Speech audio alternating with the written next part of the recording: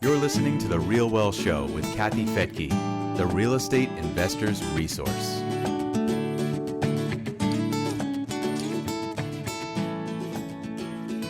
I just got back from being on the road for a week in 4 different cities and 3 different events. I am a little tired, but I always learn so much when I go. And the reason I look like this is as soon as I got back, I went surfing. It was amazing, but I didn't have time to get ready. But that's okay because you could just listen. You don't have to look at me. All right. So when I was on the road, I had several people ask me what Real Wealth does. And these are people that I've known for a long time. So I was really kind of laughing because I just assume we've been around for 20 years that people know who we are and what we do. But just in case you don't, I'll sum it up really simply right here. It's pretty simple. We help people increase cash flow and increase their passive income by acquiring rental properties nationwide. And we simplify the process of building a real estate portfolio through lots of free education, as you know, like here on the Real Wealth Show, and also on our weekly webinars at realwealth.com, and lots of blogs and all kinds of information. There's hundreds of webinars on our website that you can check out to make sure that you're getting the education you need for free. And our job is to identify teams across the country who specialize in property management, because that's the key. If you're going to own rental property, you've got to have a good property manager in place. So we scout the country for these great property managers.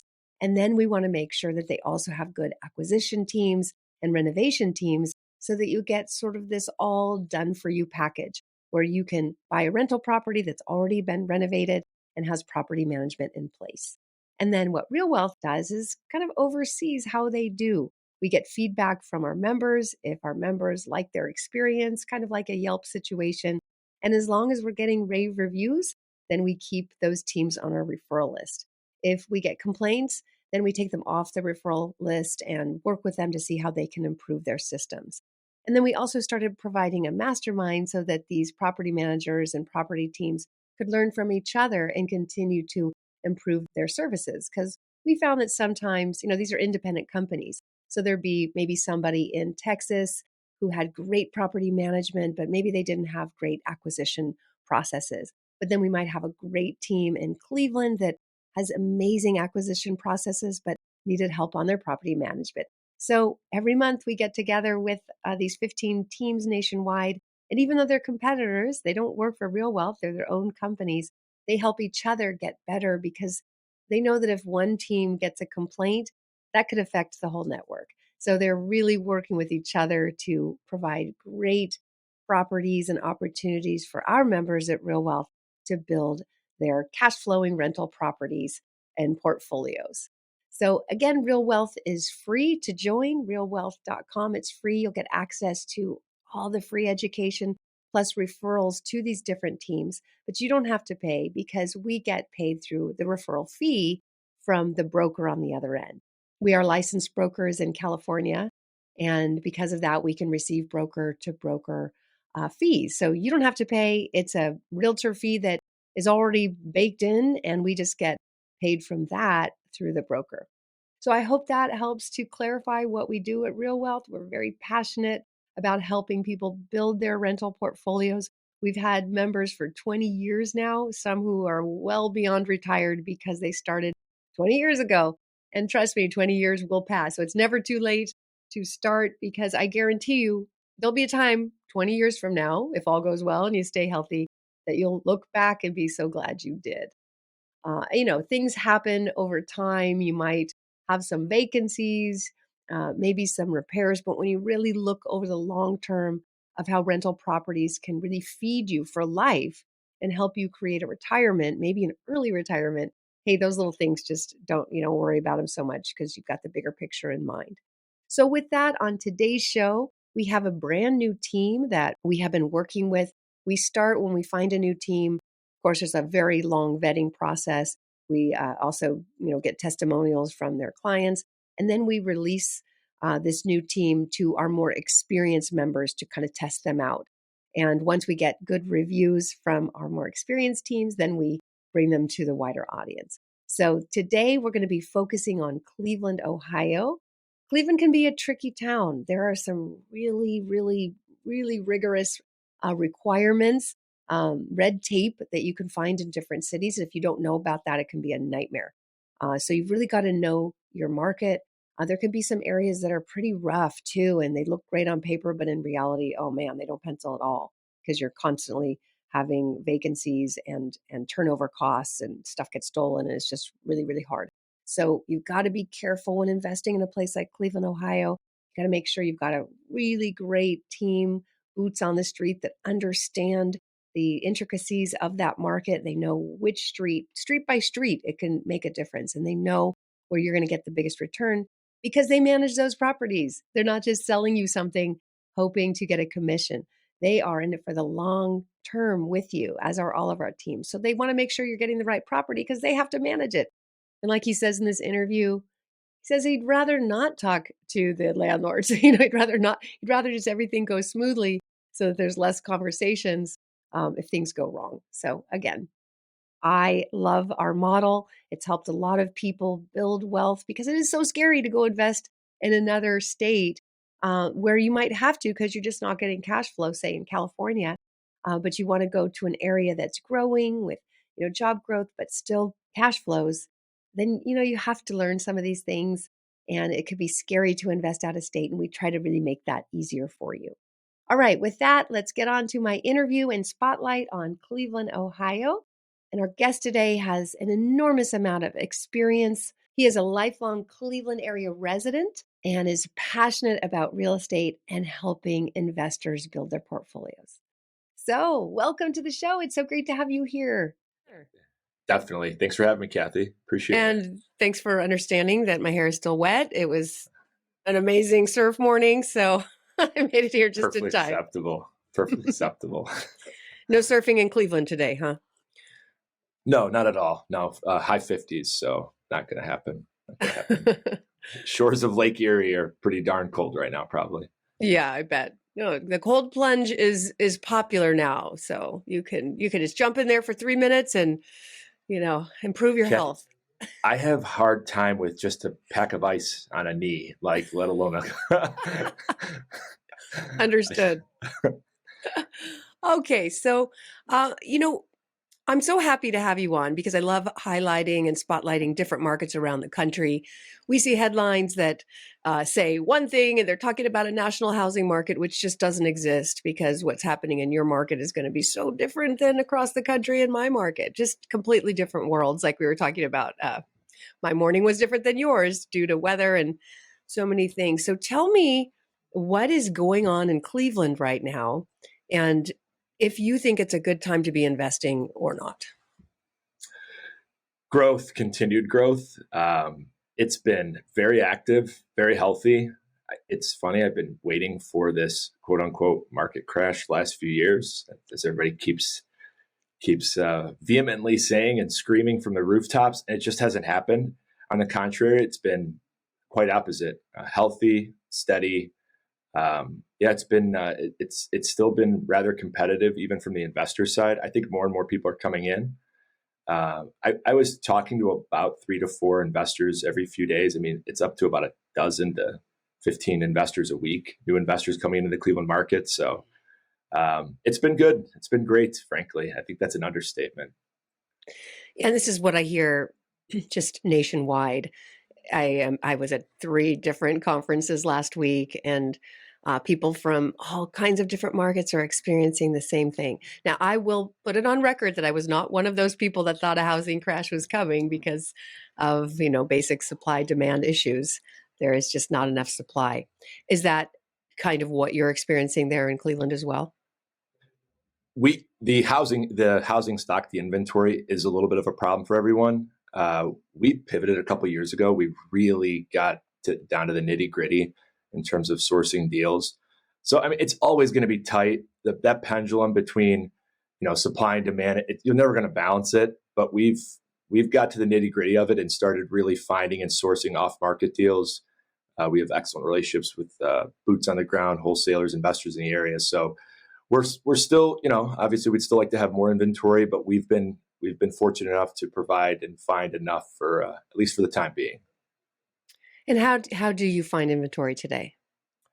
So we've made really really solid connections and relationships with local wholesalers, investors, boots on the ground. Just honestly, our presence over the last 10 years is, just translated into deals just crossing our desk even organically throughout the week. So those wholesalers bring us deals. We do a lot of direct to seller marketing, some cold calling, mailers, just to continue to plant seeds to provide inventory, find inventory. It's been good. So it's allowed us to stay kind of ahead of the pack a little bit, and really, I could argue, almost take a little bit more market share in our area. So it's been good. How do the wholesalers find the properties? Do you know? And do you wholesale as well? We don't really wholesale. We're too busy on this side, but we've structured relationships with them that have put us in an excellent position to succeed from that standpoint. They're sending out mailers. They're sending out mass texts. They're cold calling. Similar to what we're doing, we're just not wholesaling. We're taking those down. Mm-hmm. But they're doing that with the intention of flipping a contract. So they find these deals, they get these properties locked down, and I'm on their short list of who to send to. Mm-hmm. So they'll send us a property out. We'll get a few days, a week or two to either bring a buyer or take it down ourselves. And it's nice because we're minimizing the competition on our side. We're getting inventory that nobody else sees, and we can turn around and get stabilized or turnkey it.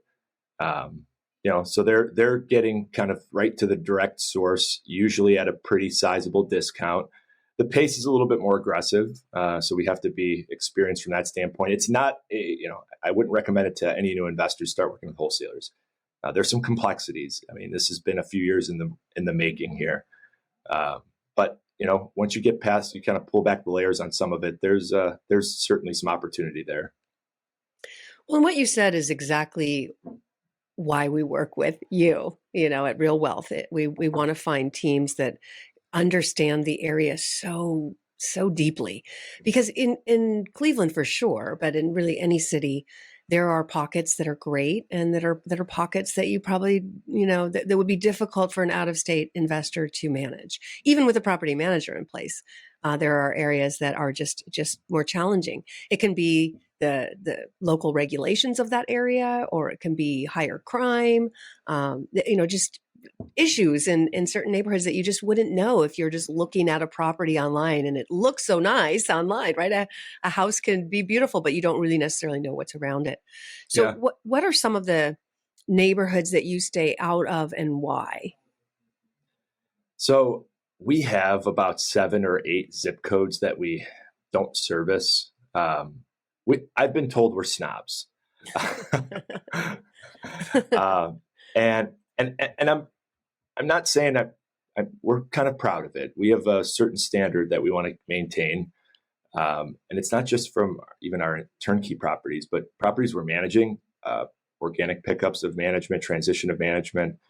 And that a lot of that boils down to just where the property is located. So we have about 7 zip codes that we don't service, just lack of resources, and frankly, just volatility in those areas. Couldn't really find any footing, in some of those pockets. And we try to avoid long-term, how do we call it? Long-term working relationships in those certain pockets. And that's just, difficulty finding good tenants, finding vendors that want to work in those areas, certain complexities with those municipalities. There's a small suburb in Cleveland that, excellent investor area, but we've just had so much trouble getting any sort of rental occupancy. And we've just told investors to avoid it altogether. I mean, if we're not going to be able to provide adequate service, and the properties, it's going to take 10 times the work to ever get it stabilized, what's the point at that, in that sense? So we try to provide education and knowledge to our clients and context to our clients, because they're not here. We're the boots on the ground. 12 years of management, we found, we have a little bit of context in terms of what works and what doesn't. And for the most part, the clients and the investors around the area, that they heed our advice. Sometimes better for better or worse, but as I mentioned, we're snobs with the areas and locations, and I'd rather keep it that way, if that makes sense. Well, this is coming out of the mouth of a property manager, right? You're not in just a buy and sell industry. It's really easy for a real estate agent to say to sell anything because they don't have to manage that property ongoing and make promises, quote unquote promises to the client that it's going to stay rented. They don't have to deal with that. They just get the sales commission and move on. So it's really important that before you purchase any property, you talk to the property manager first. You get the property manager in place first and make sure that they approve of it. Because it's not. I'm not going to call it snobbery. I'm going to call it good business. Because I've seen too many property managers take on clients and take on properties in areas where, like you said, they don't have the resources, or it's too far away. But they're trying to do this client a favor and manage the house. But then their whole entire company ends up putting all their energy in these problem properties, and then the good ones suffer. So you do have to have those boundaries and stick with what you know. And that, I mean, every property manager should have their I don't want to say buy box, but their management box. Like, what Yeah. are you willing to manage, or what are you not willing to manage? Because it can take your whole company down. I've seen it over and over again. It's funny. I've told clients, I've been steadfast about this for years. We have a mutually beneficial relationship. Like, our goals are aligned. If you're collecting rent and making money, we're collecting rent and making money. We would rather never hear from you. And those are the best. Those are the No best offense, right? clients. But No, exactly, absolutely. And those are the ones, though, that typically are having as funny as it sounds, the best experience are the ones that never actually have to correspond with management, because we want those stable relationships, and that only is going to come from a stable asset. And then you're cutting off any future business. We want to try to prevent as many of those obstacles as possible, so you continue to build your portfolio. Which, again, this goes back to mutually beneficial. As you grow your portfolio, we grow, and then you refer other clients. It's a positive snowball effect. We've been terrible marketers over the years. I think we talked to you guys about this in the past. We just execute, and we have to execute, or our growth is going to stall. And a lot of that, it's just being able to have management as a huge part of what we do. Does this fit our management criteria? Will we find good tenants? Will we be able to manage this efficiently, effectively? And, if it doesn't meet that criteria, it's probably not a good fit, and it's not going to be a good fit on the front end, and most importantly on the back end with management. Yeah, I cannot emphasize enough to my listeners, don't try to force your property manager to do something they're not comfortable with, that's not within their realm of knowledge.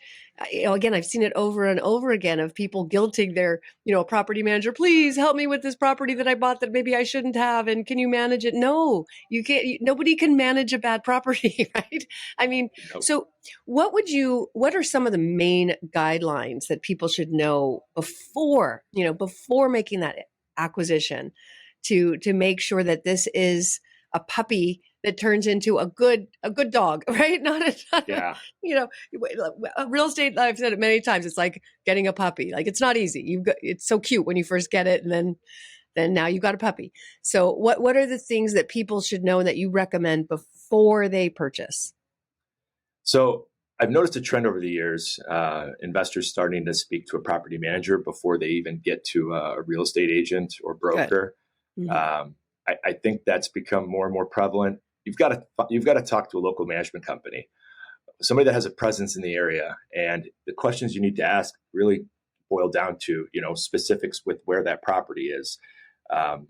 Naturally, you're going to ask them about their experience and their fees, and everybody jumps to the fees part. More or less, they're all going to be within industry standard. I mean, we're going to split hairs over 1% or 2% at most. You need to find out about the property itself, and do they have experience in managing there? What type of tenant base are they going to get there? Any obstacles they've had with their management over the years there? Average rent, that's a big one. You could get an idea of the area and neighborhood and difficulty just by average rent. I mean, that'll go township to township in a certain county. And a lot of that stuff, I think you'll be able to, kind of put together and understand, okay, is this the best investment for me? And then also, your property manager is going to have an understanding of, I guess, market complexities, property standards, we'll call it. A 1940s house in Cleveland is going to be a lot different than a typical house in Dallas or Austin or Tampa. So having an understanding of what that boils down to, what's normal for the industry, what's normal for the area. What am I going to have to look for in the next 5 to 10 years? And, really only someone that has had experience, not just selling, but also managing on the back end, that has that relationship from, the years 2 through 5 with that property. Only they're going to have that sort of context to be able to provide you. So spreadsheets only going to tell you so much. You need boots on the ground knowledge. And I think that's where you need to develop that relationship on the front end. And be really careful of the salesperson, again, who's not also the person who will be involved with managing that property. I've seen it over and over again, and specifically in Cleveland, because there are such high growth areas, and some of those high growth areas are next to rough areas. And Yeah. I remember, a woman coming to me years ago and saying, "Oh, I bought this 8-plex right next to the Cleveland Clinic," and I imagine I see you already shaking your head. And there's going to be all these healthcare workers that will want to stay there, and like, no, they're not, because they will fear for their lives. So, like, do you hear that comment a lot from real estate agents saying, "Oh yeah, well, this is an up and coming area, so this will be," and then it's like, yeah, maybe in 10 years, but not right now. Kathy, I had a bad review about me the other day. One of my only bad reviews in my 10 years of doing this. And you know what it was about?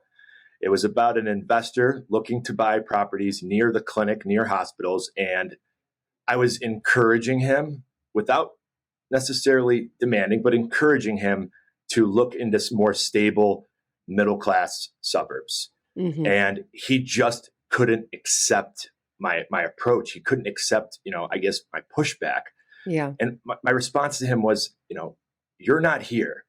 Somebody's going to tell you what you want to hear because they want a sale. I couldn't care less about the sale, because you're going to buy one and we're going to have a hard time renting it. And we're going to have a hard time managing it. And then it's going to be disaster. And do you know who you're going to look to? Me. So it's going to become your fault. Yeah, exactly. So I've never understood that premise. I've never understood that approach. Really, it's not a long-term, it's a short-sighted way of approaching your business as a realtor, as an investment consultant, and really as an investor themselves. Heed the advice of your local property manager, your local boots on the ground. Look at the reviews. Look at, talk to investors that they've worked with. Find how how is the working relationship there, and you'll find that there's going to be some aspects of it that are going to be positive for you, and you're going to find some stuff that you don't want to hear. It's going to be some harsh reality. It's not rainbows and butterflies. That 8 unit near the clinic, you're going to be looking at it going, okay, it's in the Cleveland Clinic, but at the Cleveland Clinic, I'm going to get this sort of tenant.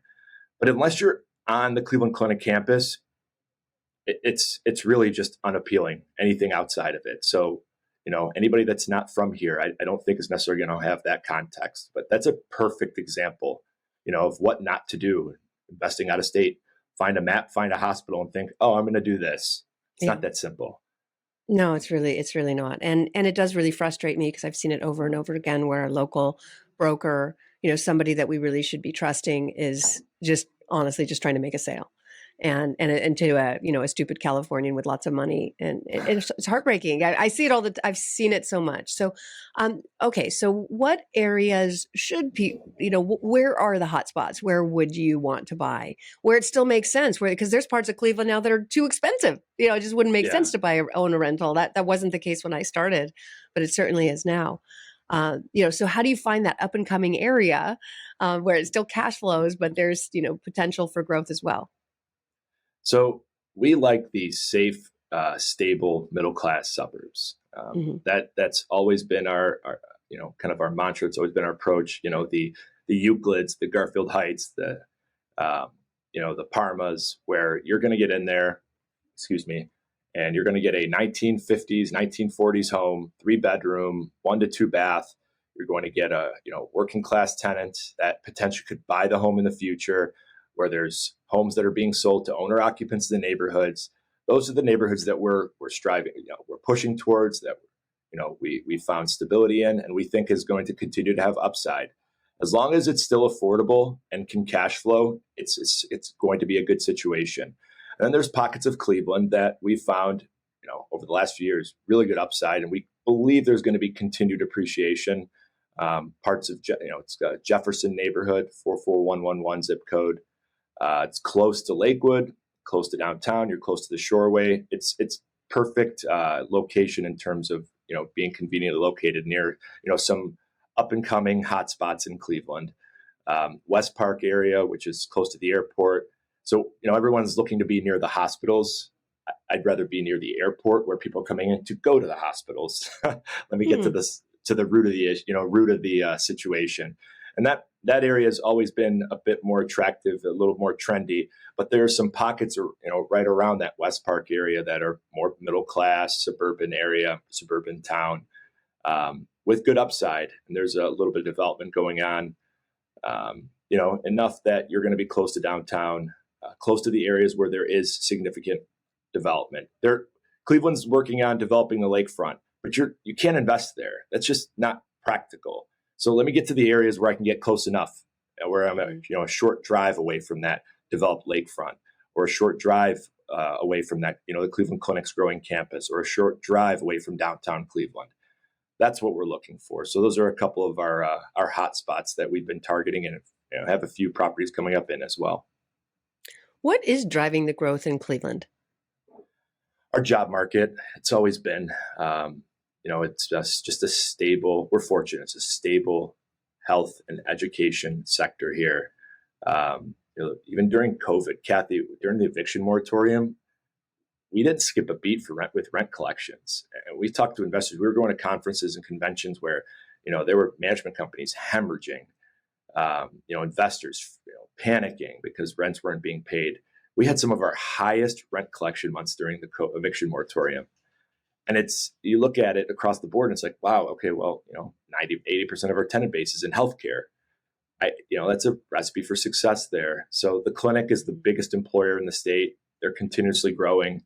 You have some competing hospitals, University Hospital, Metro. They're continuously growing as well. Sherwin-Williams is a big company here they're also growing. You have Progressive Insurance and Key Bank, and some tech jobs on some west and east side suburbs here in Cleveland. So we have a stable job force that I just don't see getting outsourced anytime soon, and it's in a market where barring any sort of financial crisis, I think we're going to continue to see stability there. Yeah. Excellent. Yeah, I've always been a big fan of Cleveland. There are some areas where the city requirements are so stringent. Tell me a little bit about that. And do you avoid those areas, or do you just know how to work with it? There are some areas that are just so tough that we stay away from. I was mentioning earlier, small township, very solid, but we just tell investors we just don't service there.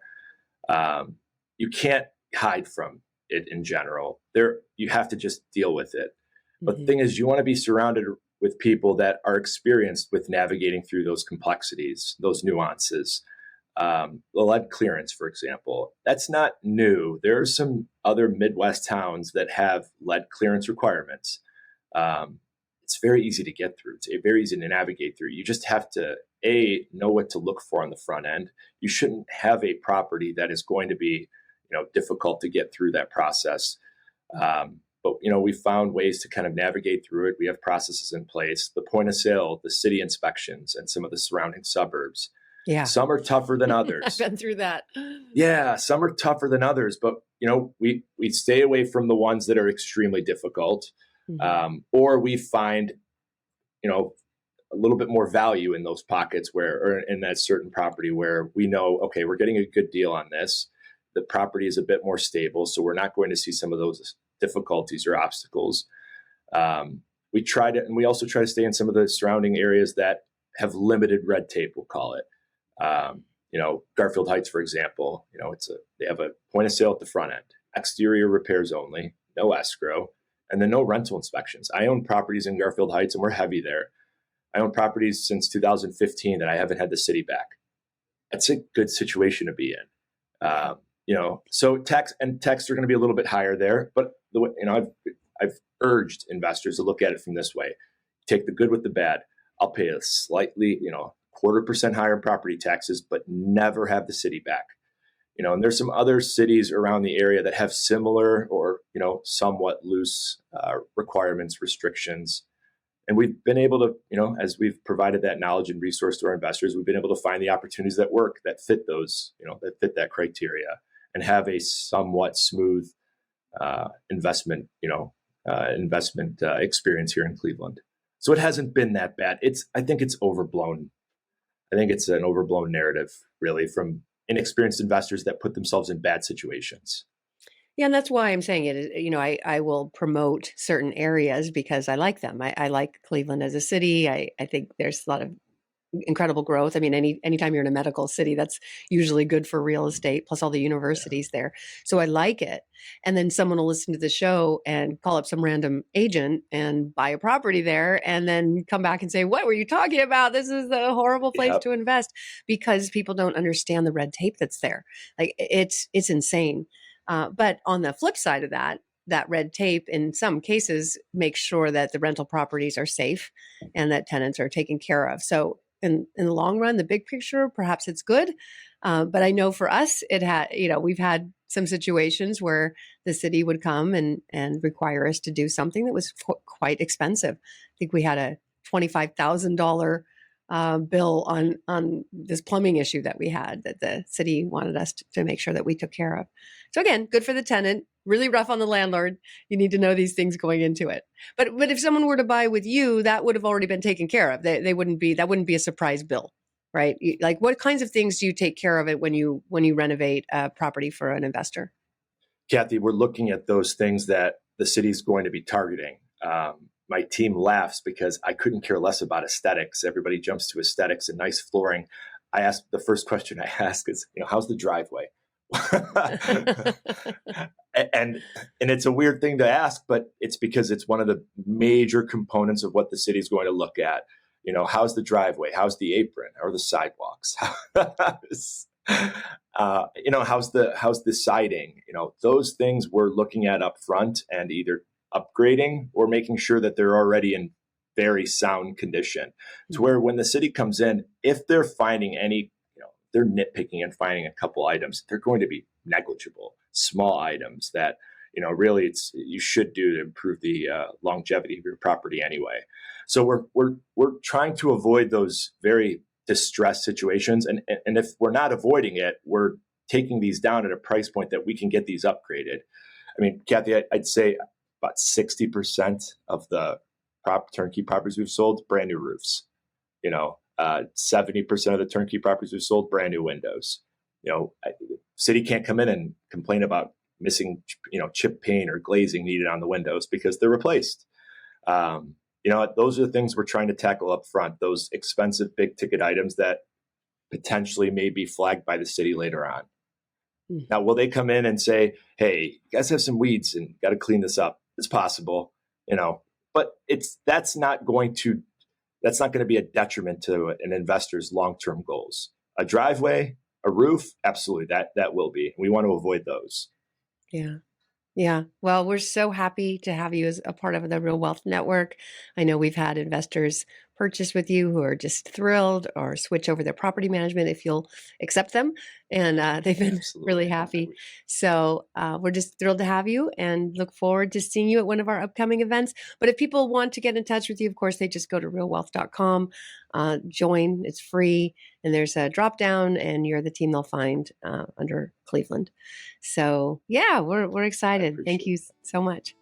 Thanks, Kathy. I appreciate you having on here, and the support and resources with Real Wealth has been tremendous. So we appreciate the partnership and look forward to continued growth with you guys. Thank you. Well, thank you. And thank you all for joining me here on The Real Wealth Show. If you want to get in touch with our teams, just go to realwealthshow.com. It's free to join, and then it will open up the portal where you can get access to the different teams that we work with nationwide, including today's interview. And it's all free. Again, that's realwealthshow.com.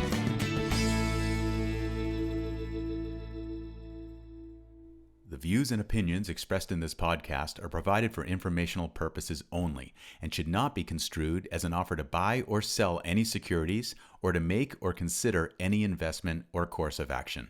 For more information, go to realwealthshow.com.